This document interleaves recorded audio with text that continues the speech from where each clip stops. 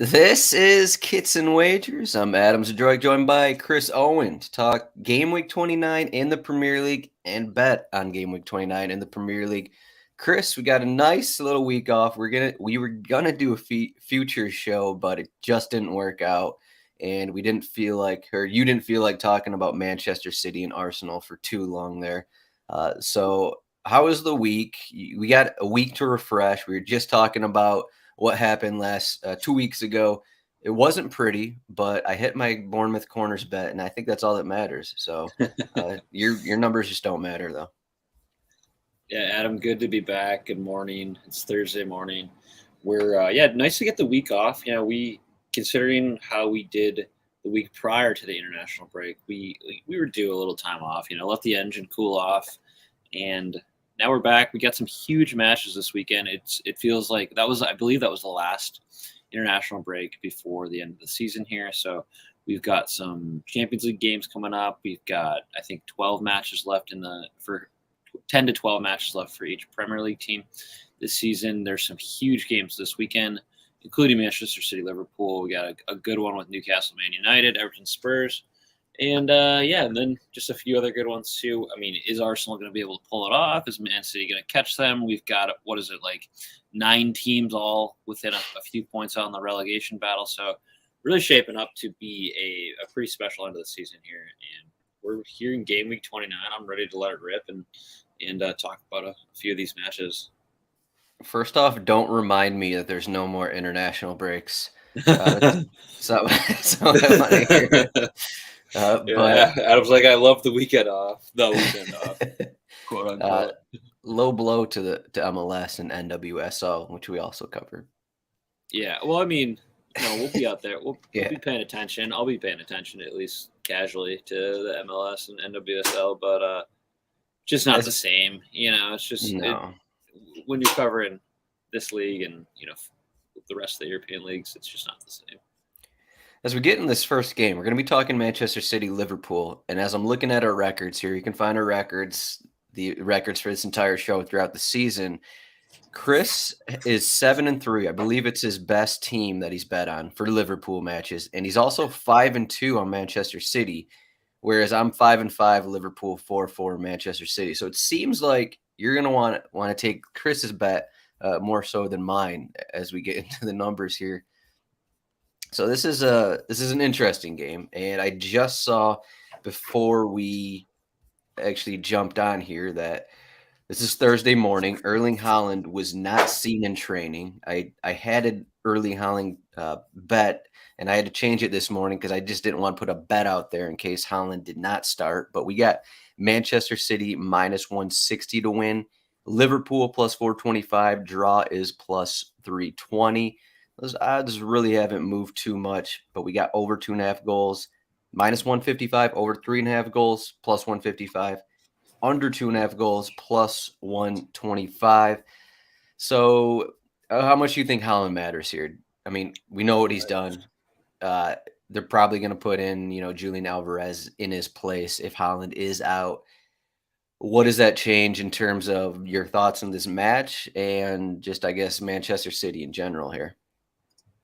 Yeah, I mean, Erling City haven't maybe been at their best like that in comparison to the past few seasons this season, but Erling Haaland has just taken the league by storm. I mean, he's got 28 goals in 26 appearances. He's been as automatic up front as we've seen it from a striker in the last few years, even more impressive than some of the Harry Kane campaigns, some of the Mo Salah campaigns. So he's really been added another dimension from an attacking perspective for City. So, I mean, if he doesn't play, that's a pretty big miss. Julian Alvarez, great player, but he's not like that, goal scorer, that target man that we've seen Haaland be. So if he's out, that's a pretty big miss for City and definitely a gain for Liverpool.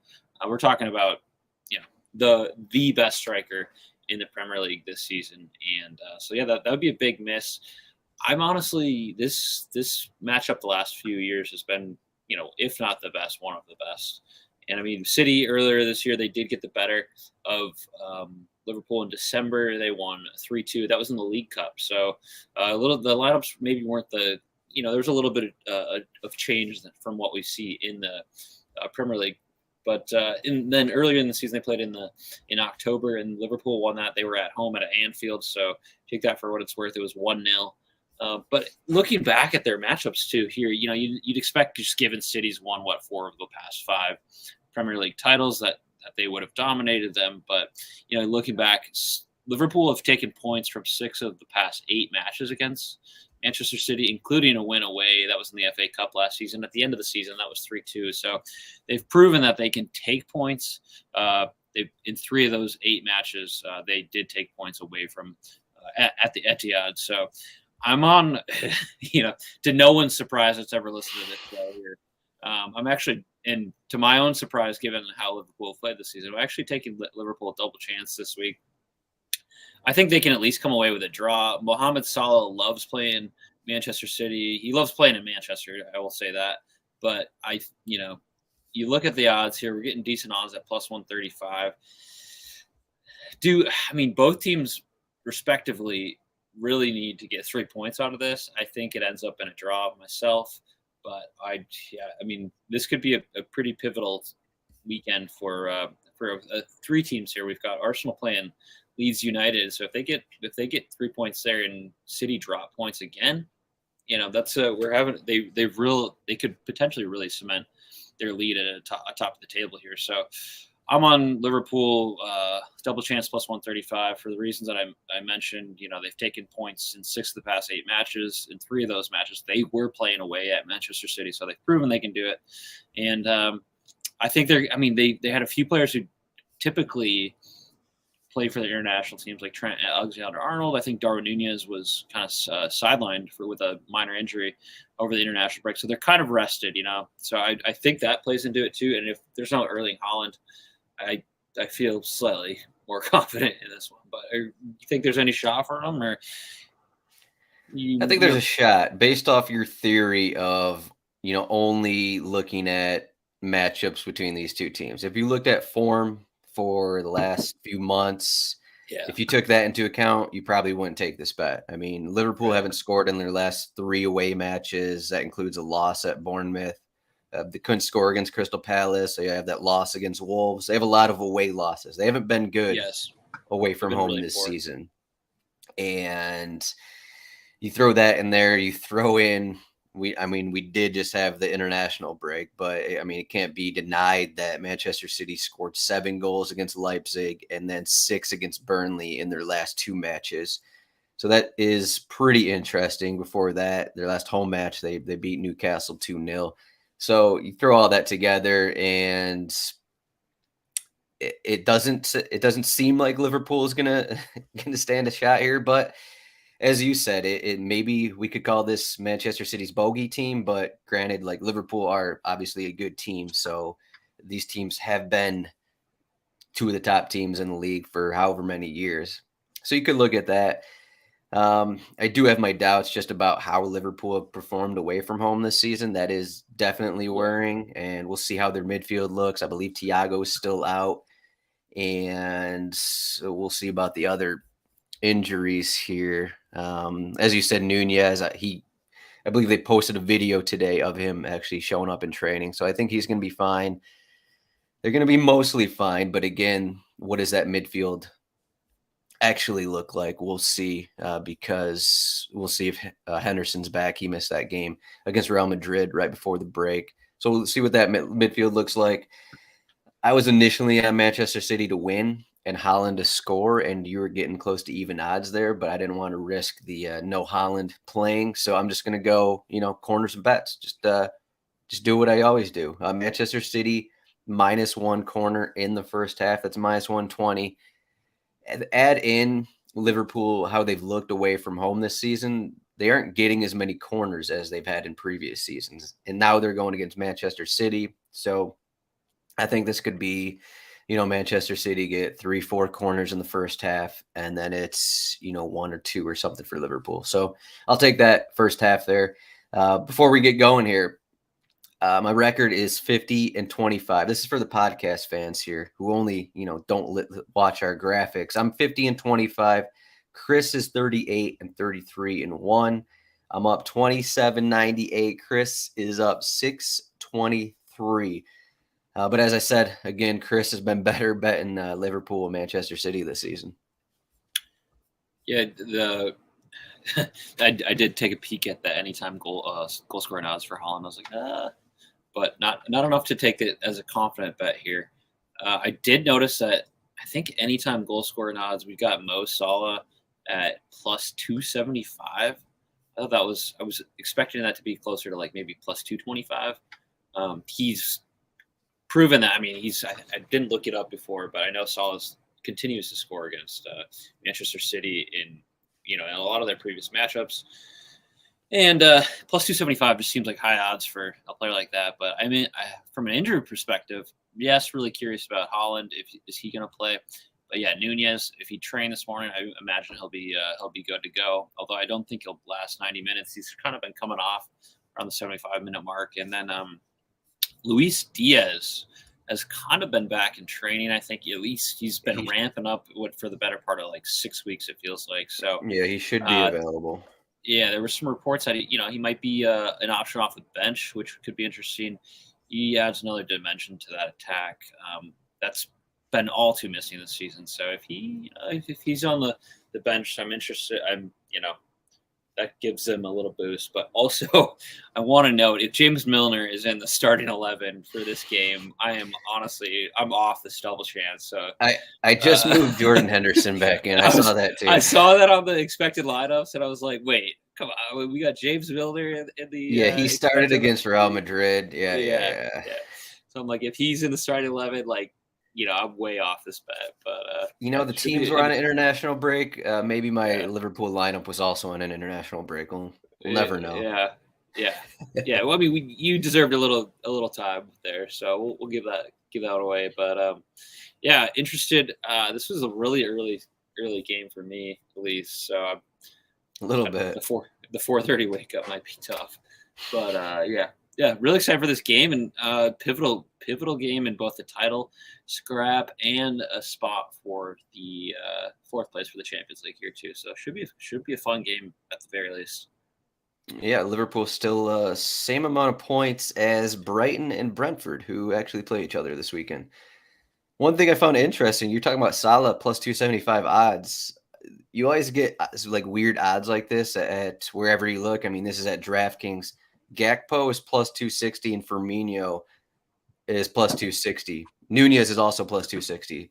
It just doesn't make sense that Salah, who takes PKs, is plus 275 and just as likely to score from open play as those guys. So you can find little, incorrect numbers on goal scoring odds like this throughout pretty much any match, really. So just something to keep in mind, just because it doesn't really make any sense. Maybe it does make sense. Maybe they know more than us, but most of the times it doesn't make sense. Yeah, I mean, he scored the lone goal in their matchup in October too, and I gotta double check here, but pretty sure he scored last season against City as well too. So for him to have worse odds than Roberto Firmino, who's probably not going to make the starting 11, is kind of a silly move by DraftKings. Right. Always when the PK takers always have a little extra something better in the odds because PKs. I mean, that goes into the odds. But for some reason, not showing up on this one. Next game we're talking about. So we got the Saturday early match. We got the Sunday game, Newcastle, Manchester United, and then we got a Monday match. So we're talking all 3 days of matches, and then game week 29 actually goes. There's 6 more matches on Tuesday and Wednesday. So it's a pretty big week for Premier League. And with no Champions League, that's kind of what the Premier League decided to do there, coming out of the international break, which is always fun. But we got Newcastle at home, plus 140 to win. Yes, Newcastle are favored against Manchester United. I feel like it was only a couple months ago that the odds started actually changing into Newcastle's favor, which is interesting because they haven't really been playing that great in the last couple months. But Manchester United plus 195 to win, plus 240 on the draw. You can see in the odds here, Manchester United was 18 days ago. They're plus 165 to win. Now they're plus 195 to win. I wonder if that's somewhat related to Rashford's injury. somewhat related to Casemiro suspension, but you got over 2.5 goals, minus 115, under 2.5 goals, minus 115. So what do we got here? We'll probably see Sabitzer and Fred in the midfield, though. McTominay, who just scored a brace, I think it was against Spain a couple days ago.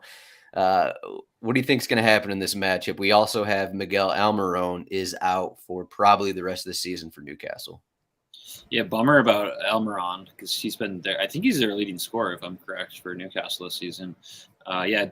Casemiro being out, he's out, another 3 matches, right? Or is it 4? It initially a 4-match suspension. Okay. So depending on the non-league stuff, I can't remember right now, but. Okay. Yeah, so, I mean, Noah Almiron is a big miss for them. He's been arguably their best player.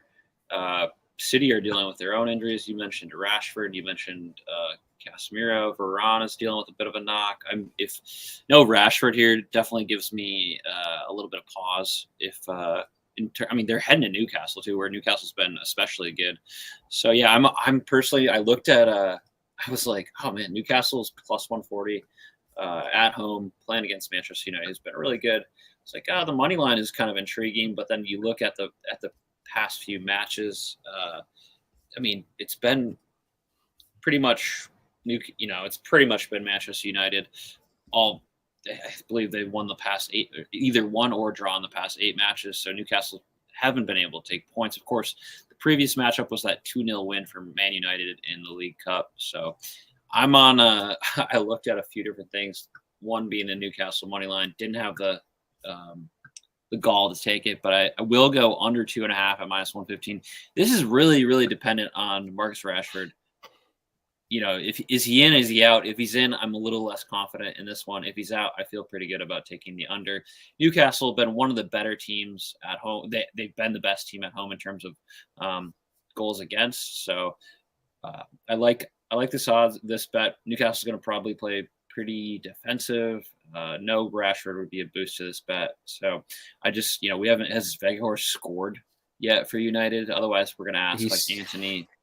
He scored against someone. I don't know who it was. Might have been non-league play.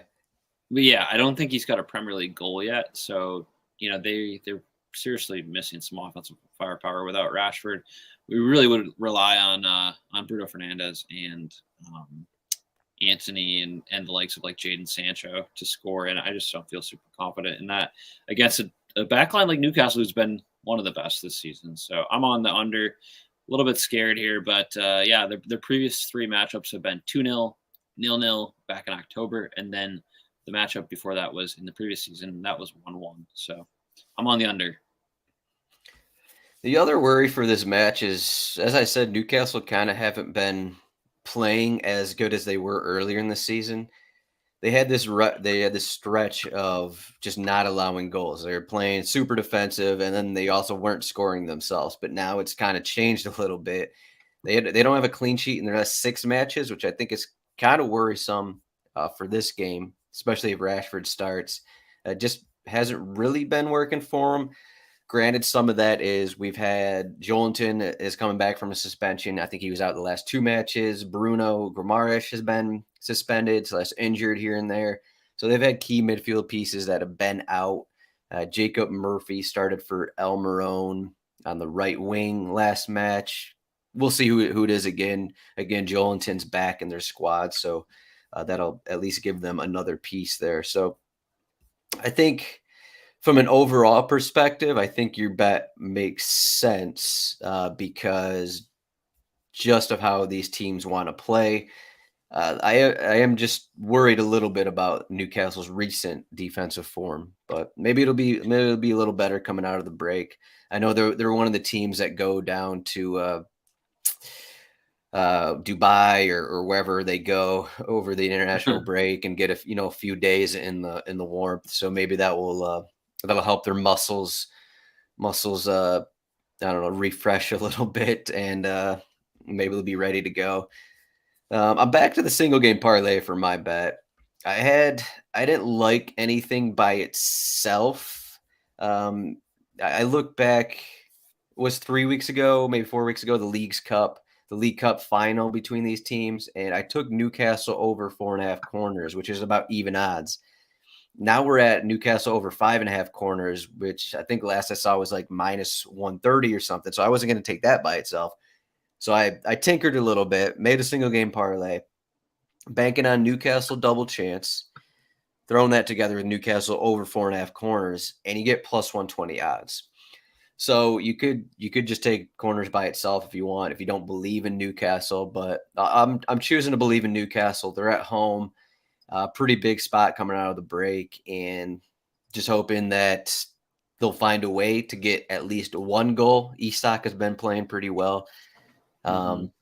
This is probably the most fit he's been since joining Newcastle, just in terms of health. So that's a boost for them. I believe Callum Wilson also regained some fitness over the break because he wasn't really training that much beforehand. So they have enough pieces to score. Then you throw in some injury questions for Manchester United. No Casemiro as well. So let's ride the Newcastle double chance over 4.5 corners and plus 120. So another bet where I think both of us can come away with a win. But what do we think? I don't know, 1-1. What do you think a good result here is between these teams? I'm on a 1-1, or like I mentioned, I was kind of intrigued by Newcastle money line, but I looked at the historical data that didn't really support it. But yeah, I think Newcastle takes points here.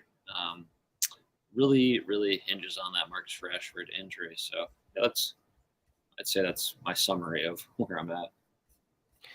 Yeah, unfortunately, we're doing these on Thursday, so we don't know the status of Rashford. We don't know the status of Haaland. So it is what it is. We've been doing this all season, and it's working for the most part. So I think we'll be fine. Yeah, Monday's that's why we add these caveats. Yeah, and then be like, well, if it's wrong, then this is why it's wrong. Don't blame us. Monday Night Football. We got Everton home against Tottenham. We have Tottenham, who no longer have Conte as their manager. They have Stellini, who is a former assistant. He was basically managing the team while Conte had was it appendicitis or he's sick, something to do with his health. So he was already managing them for a little bit here, but now he's the interim manager for Tottenham. I'm not sure if that changes anything in terms of formation, but we'll get into it. We got Everton plus 235 to win, Tottenham plus 120 to win. And again, the odds haven't changed too much, but we got the draw at plus 235. Over 2.5 goals is plus 105. Under 2.5 goals, minus 135. Speaking of injuries, I think the big part for Tottenham is, in addition to no more Conte, I don't think we're going to get Lloris back, but we'll see. So Ben Davies has been playing on the left wing. He's out. Perisic picked up a little injury with Croatia a few days ago. He might be out. We know Emerson's out. So we don't exactly know who's going to be playing on the wings for him. We'll get Pedro Porro. We'll get that on the right. We'll get him on the right side. We don't know who's going to be on the left side if Perisic is out. So I think that's pretty interesting. We'll see if a formation change happens because Conte's no longer there. I guess that is a possibility, but injuries I think play a pretty decent part here for Tottenham coming out of the break. What do you think about this matchup here? You think Everton have a chance to knock them off? I think we got to go back to rewind here. You mentioned Conte being yes. No longer a Tottenham manager. Also this week, I don't know if you saw, but the managing director at Tottenham, Fabio Paratici, he had that 18th month ban in Italy for some financial irregularities at Juventus. Well, it was just announced. I think FIFA just announced that they've now taken that ban to him. It's under review, I think, but he was given a 30-month ban from Italian football in January, and now FIFA is extending that ban. So I'm, a little bit of like Daniel Levy here, big question marks. I was talking to some of my Tottenham supporting buddies, and they're kind of in disarray. They're like, well, all right, we got no manager. Our managing director is under some pretty massive scrutiny from FIFA.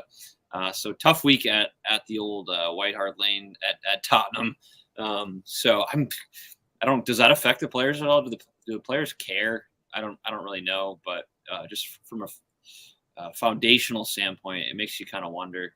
Everton on the other side need some points. I think that goes without saying. Tottenham could use the points too in their scrap for getting into the Champions League. But yeah, no Calvert-Lewin again here for Everton. They haven't been able to score. That's probably their biggest issue. They've been okay defensively.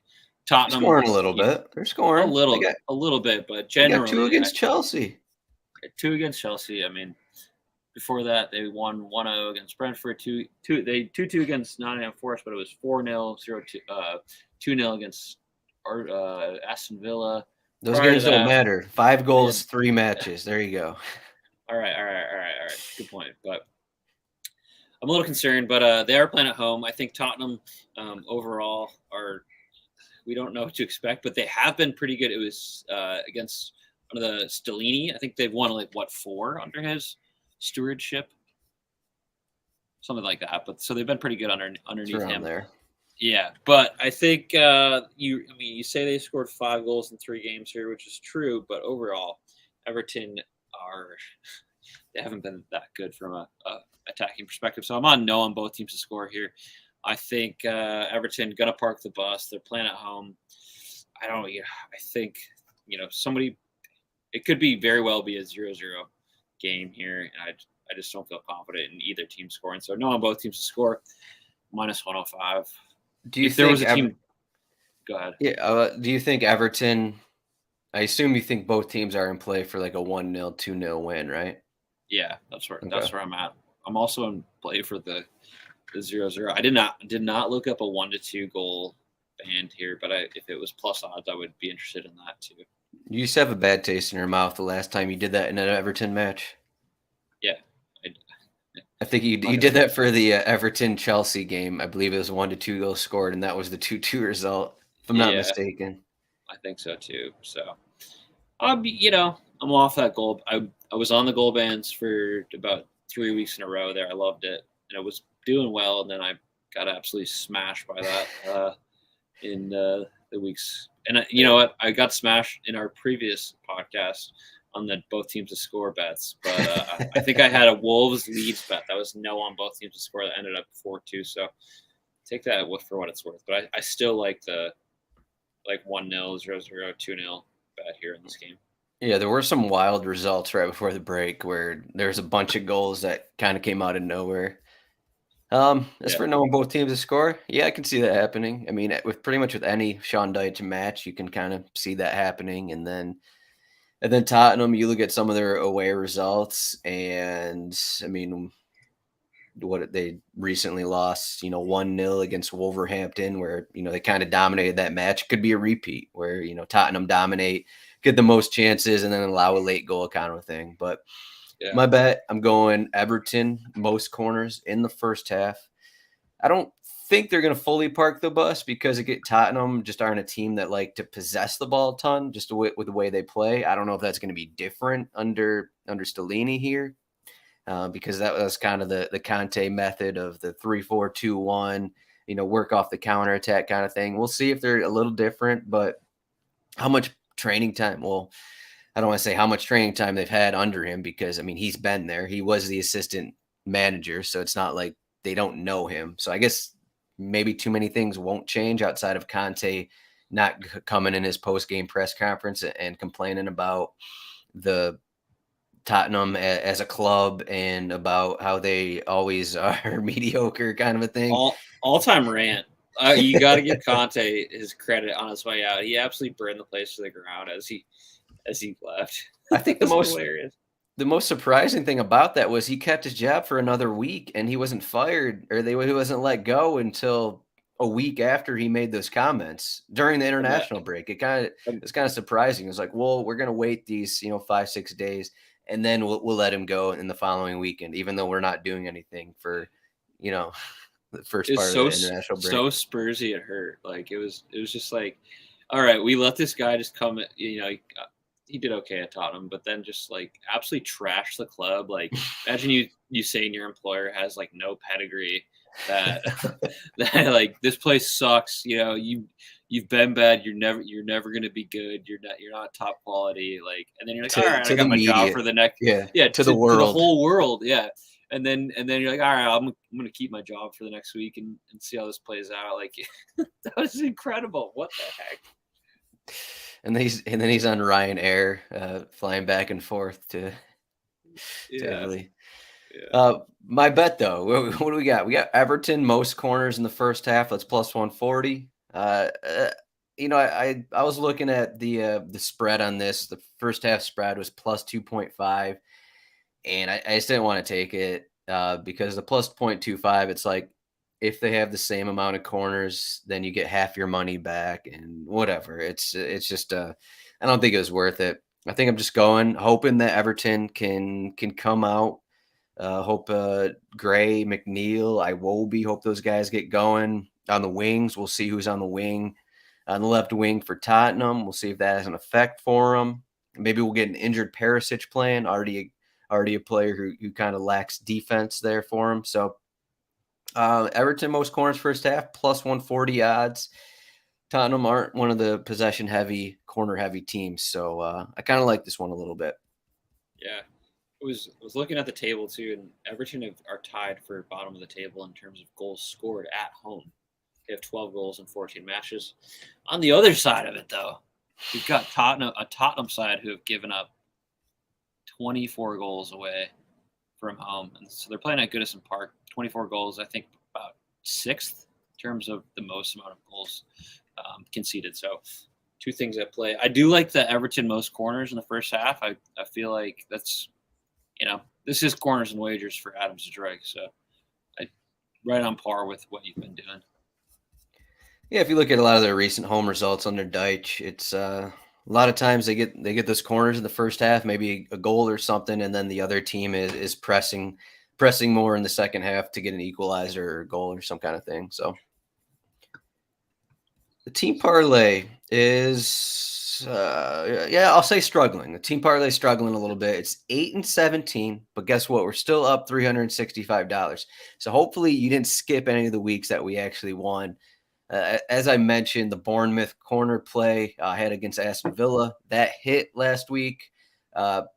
Maybe the best bet I've had all season, betting on Bournemouth corners.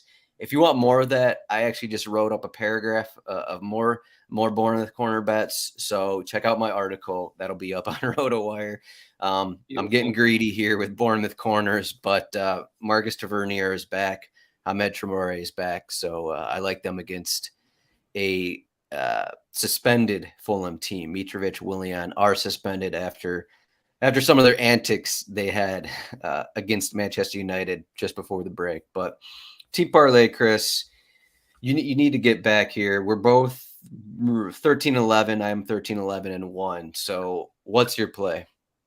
Yeah, I'm going to keep it relatively simple. I think, I mentioned this in the Man City and Liverpool matchup, but huge weekend for both City and for Arsenal. Arsenal are playing at home against Leeds United. They are heavy favorites. They're minus 340 money line.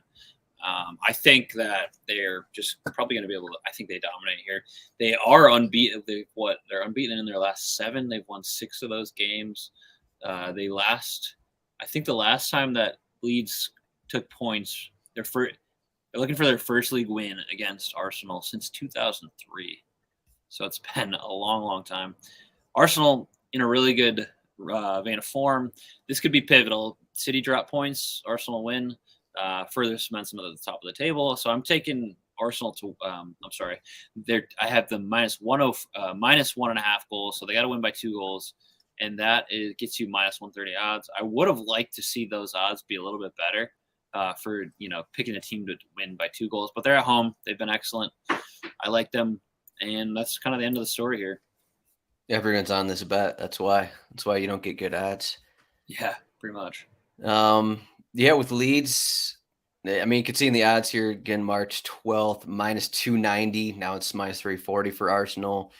We may not get Saliba back. I didn't see that he was actually training before jumping on this show, but we have Max Verber is out, who has started, last 5 or so matches at center back for Leeds. So could get Liam Cooper back in there.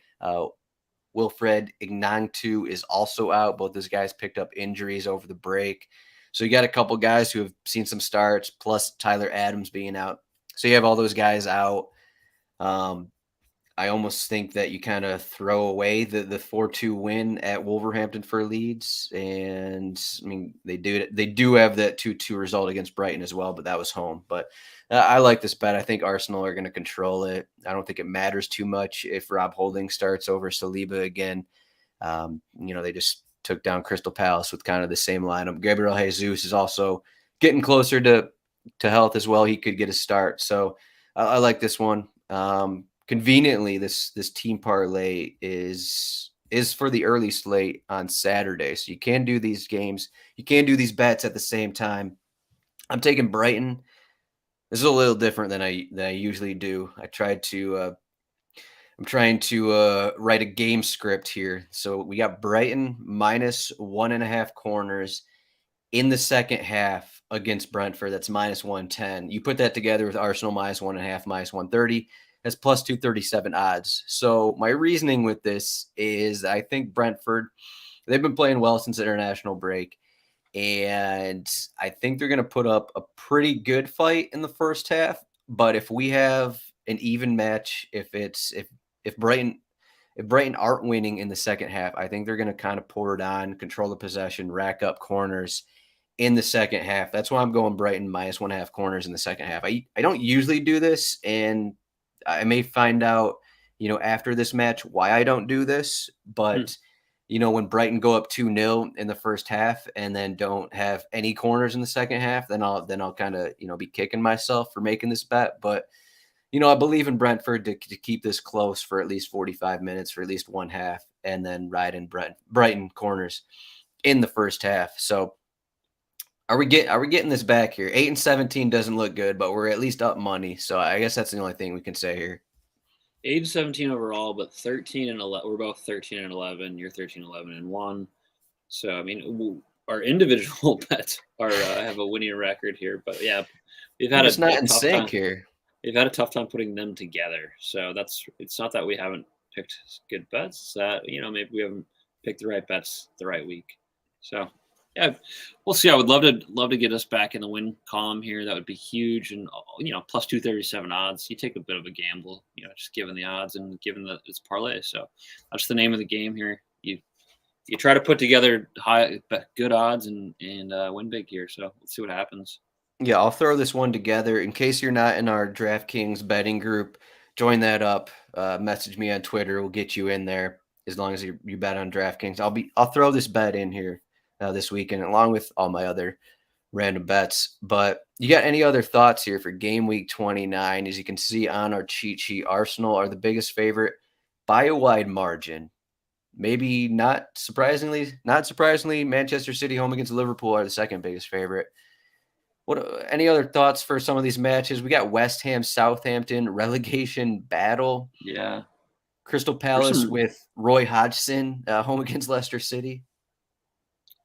Yeah, there's some really good games this weekend. We talked about 4 of them, basically 5 of them, with the Brentford Brighton game. But yeah, you got the West Ham Southampton, which seems like a pretty pivotal match. You've got 9 teams. There's 9 teams that are all within 4 points here. So each, we're kind of waiting on each to see who ends up in the relegation zone here. But each team's got to feel a fair bit of pressure. Yeah, we're at a nice stretch where we're at least for this week. I mean, every match kind of matters. Yeah. Whether playing for top 4, top 2, relegation. I mean, just looking at these, just because we have so many teams battling near the relegation zone, it's like all these matches kind of matter. And then you still have the top 4 is in play for all these teams as well. So, yeah. And even, we got this weekend huge games, and then we've got 4 games on Tuesday and 2 games on Wednesday. So it's like, hopefully none of these teams are like, oh, I got a big match on the midweek because can't look past this week. Yeah, we kind of mentioned earlier, but just looking at the table in terms of top 4, Tottenham have played 28 matches, and while they're 7 points ahead of Liverpool and Brighton, they've played 2 matches more than Liverpool and 3 matches more than Brighton. So, Tottenham are by no means, guaranteed for this top 4 spot. Let me see if I I'd say can quickly. Newcastle has of those four teams you mentioned, and Newcastle is probably in pretty good position here. They're 2 points back at Tottenham for fourth place and have 2 games in hand. So big one against Man United this weekend. Yeah, I wonder. So Newcastle top 4 odds, they're about even odds, plus 110 to get top 4. Wait, did I just say Newcastle? Those are You Newcastle's did. odds? Yeah, those are Yep. Newcastle odds. Then Liverpool are sitting around plus 200, depends where you look. Tottenham are also kind of depends where you look, but plus 185, plus 230. Brighton are also in the conversation. You can get them plus 500 at a sports book. So I mean, pretty interesting. All these teams are pretty close, and I think we'll get a better idea after what happens in this weekend as well. But Chris, you got anything else for us? Game week 29. Nothing else. Enjoy the week. Big matches, and we'll probably be back sometime, whether it's early next week or later in the week for the following weekend's matches. Yeah, we'll probably have a different time next week in case you're always watching our Thursday morning shows. Chris will be I don't know, he'll be celebrating sporting Kansas City. We'll have to get him maybe he'll be no, I guess he'll be there Sunday, so you'll miss the Saturday match. You'll get the aftermath of sporting Kansas City. But Chris, you can find him at CHRON8 on Twitter. I am at RotoZdroik. And if you want our stats at RotoWire, rotowire.com/soccer trial, you get a free 48-hour trial to check out all of the good stuff that we have on the site. Chris, thanks for joining me.